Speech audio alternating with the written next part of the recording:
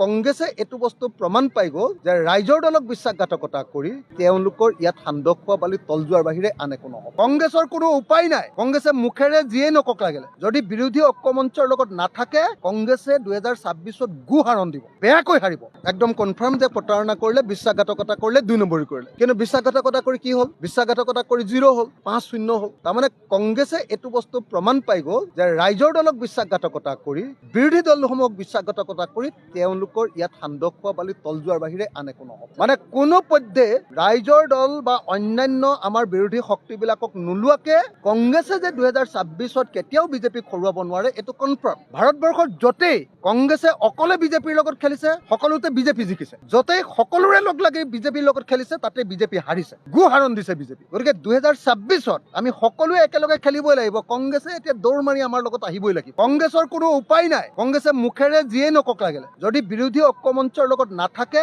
কংগ্ৰেছে 2026ত গুহাৰণ দিব, বেয়াকৈ হাৰিব। সেইকাৰণে মই ভাবো যে কংগ্ৰেছে 2026ত ঐক্যবদ্ধ হ'বই লাগিব। মই আশা কৰোঁ কংগ্ৰেছে এতিয়া আৰু অহংকাৰ নকৰিব আৰু কাকো প্ৰতাৰণা, কাকো বিশ্বাসঘাতকতা কৰাৰ ৰাজনীতি নকৰিব।